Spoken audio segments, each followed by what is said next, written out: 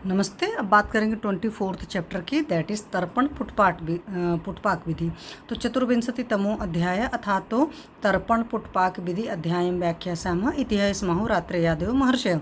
तो अब इसके आगे तर्पण पुटपाक विधि नामक अध्याय का व्याख्यान करेंगे, जैसा कि आत्रेयादि महर्षियों ने कहा था। तो तर्पण के विषय देश तथा काल क्या है, तो नयने ताम्यति स्तब्धे शुष्के रुक्षे अभिघातिते वात पित्त अतुरे जीवे शिरण पश्चिम अभिलक्षणे कृच्छोन्मीलन मील शिराहर्ष शिरोत्पात तमु अर्जुने स्यंद मंथान मंथान यतोवात वात पर्याय शुक्रकः आतुरे शांत राग अश्रुशूल शरम दूषिके निवाते तर्पणम युज्य सुधेर्मुर्कायो काले साधारणे प्रातः सायं वोत्तान शाइन। तो तर्पण का विषय है आँख के म्लान होने पर, देखने में अशक्त होने पर, स्तब्ध शुष्क रुक्ष या चोट लगने पर, वायु पित्त से पीड़ित होने पर, कुटिल होने पर, बरौनियों के गिरने पर, साफ न दिखने पर, देखने से जब आँख से पानी आ जाए, कठिनाई से आँख खुलने पर, शिराहर्ष में, सिरोत्पात में, आँखों के सामने अंधेरा होने पर, अर्जुन रोग में, अभिस्यंद में, अधिमंथ में, अन्यतोवात में, वात विपर में तथा शुक्र रोग में तर्पण बरतना चाहिए।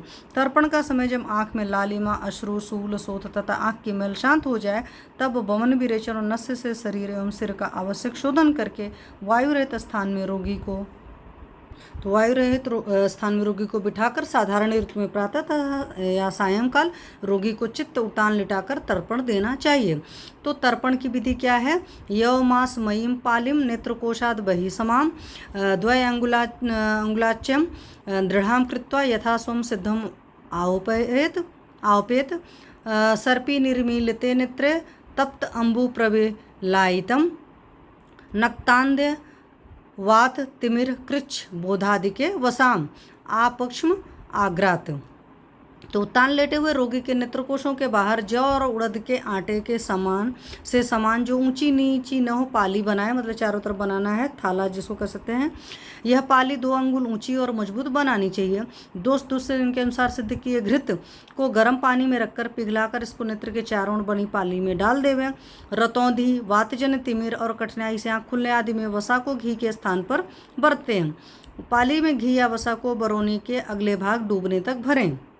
तो ये तर्पण का तरीका हो गया। तो इसमें सिंपल सी बात है कि जौ उड़द के आटे का बना लेना, चारों तरफ को बना लेंगे, उसमें भर देंगे, तो ये करीब 2 अंगुल ऊंचा होना चाहिए। फिर रोगानुसार औसत धारण का समय क्या है, अत उन्मेषम शनैकस्तस्य कुर्वतः मात्रा विगणेत तत्र वर्त्म संधि असिते दृष्टो च क्रमशो व्याधो शतम त्रीणि च पंच च शतानि सप्त च अष्टो च 10 मंथे दशानिले पित्ते षट स्वस्थ वृत्ते च बलासे पंचधारेत। तो घृत का आवाप करने के उपरांत रोगी धीमे धीमे आँखों को खोलता रहे। रोगी किस प्रकार करने में मैद्य मात्रा को गिने, अथा वर्तुर रोगों में 100 मात्रा, संधि रोगों में 300, सित रोग में 500, असित रोग में 700, दृष्टि रोग में 800, अधिमंथ और वात रोग में 1000 मात्रा तक, पित्त में 600, स्वस्थ वृत्त में भी 600 और कफ में 500 मात्रा तक धारण करें। फिर क्या, अपांग देश में द्वार विधानादि। तो कृत्वा अपांगे ततो द्वारम स्नेहम पात्रे निगालेत पीबेत धूमम निश्चित व्योमम रूपम च भास्वरम। तो इसके बाद अपांग प्रदेश कान की तरफ का नेत्रकोण में पाली में छेद करके स्नेह को दूसरे पात्र में निकाल ले में और धूम पिए तथा आकाश एवं चमकीले रूपों को न देखें। फिर वायु आदि में तर्पण प्रयोग काल क्या दे रखा है, तो इसमें है इत्थम प्रतिदिनम वायो पित्ते तु एकांतरम कफे स्वस्थे च द्वयंतरम दद्यात आतृप्ते रीति योजित। तो इस प्रकार वायु रोग में प्रतिदिन, पित्त रोग में 1 दिन छोड़कर, स्वस्थ वृत्त तथा कफ रोग में 2 दिन छोड़कर तर्पण तब तक करे जब तक कि आँख की तृप्ति न हो। फिर तृप्ति और अतृप्ति का क्या लक्षण है, तो प्रकाश क्षमता स्वास्थ्यम विशदम लघु लोचनम। फिर है तृप्ते विपर्यो अतृप्ते अतितृप्ते श्लेष्मजारुजः। तो तृप्ति का लक्षण क्या है, प्रकाश की सहिष्णुता, स्वस्थता, निर्मलता और आँख का हल्कापन तृप्ति में हो जाता है। अतृप्ति में इसके विपरीत लक्षण होते हैं तथा अतितृप्ति में कफजन्य रोग होते हैं। फिर पुटपाक विधान क्या है, स्नेह पिता तनुरिव क्लांता दृष्टिर्सीदति तर्षणांतरम तस्माद दृग बलाधान कारिणम पुटपाकम प्रयुंजित पुरक्तेषु एव यक्ष्मसु। तो स्नेह पी हुई दृष्टि थककर शिथिल बन जाती है। जिस प्रकार के स्नेहपान से शरीर शिथिल बन जाता है, इसलिए तर्पण के बाद दृष्टि के बल को बढ़ाने वाला पुटपाक पूर्वोक्त तर्पण रोगों में ही बरतना चाहिए। फिर वातादि में स्नेहादि पुटपाक क्या है? तो सवाते स्नेहन श्लेष्म सहिते लेखनोहित दृग दौर्बल्य अनिले पित्ते रक्ते स्वस्थे प्रसादन। तो यह पुटपाक 3 प्रकार का है, स्नेहन, लेखन और प्रसादन। इसमें स्नेहन पुटपाक वात रोगों में, लेखन पुटपाक कफ मिश्रित वायु में और प्रसादन पुटपाक दृष्टि दुर्बलता, वात, पित्त, रक्त और स्वस्थ अवस्था में बरतना चाहिए। फिर आगे स्नेहन पुटपाक की कल्पना क्या है? भूषय प्रसय आनूप मेदो मज्ज वसामिशय स्नेहनम पैसा पिस्टर जीवनीयश्च कल्पयेत। तो बिलेसय, मेढक, गो आदि, प्रसय मतलब गाय गधा आदि, आनूप मतलब भैंस सूकर आदि, इनके मेद, मज्जा, वसा और मांस तथा जीवड़ी गण की औषधियों के दुग्ध के साथ पीसकर स्नेहन पुटपाक बनाएं। फिर लेखन पुटपाक की क्या कल्पना है? मृग, पक्षी, पक्षी कृन्मांस, मुक्तायस ताम्र संधवे स्रोतोज शंख फेनाल लेखनम मस्तु कल्कित है। तो जांगल मृग पक्षियों के यकृत और मांस से तथा मुक्ता, लोह, ताम्र, सैंधव, स्रोतंजन, शंख, समुद्र फेन, हरताल इनको मस्तु के साथ पीसकर कल्क बनाकर लेखन पुटपाक बनाएं। अब आगे है प्रसादन पुटपाक की कल्पना। तो यहाँ पर दे रखा है मृग पक्षीन कृन्मज्ज वसान हृदयामिषे मधुरय सघृते स्तन्य क्षीर पिष्टे प्रसादनम। तो मृग पंछियों के यकृत, मज्जा, वसा, आंत्र, हृदय और मांस से तथा मधुर काकुल्य आदि गण की औषधियों के घी के साथ स्त्री तथा गाय आदि के दूध के साथ पीसकर प्रसादन पुटपाक बनावें।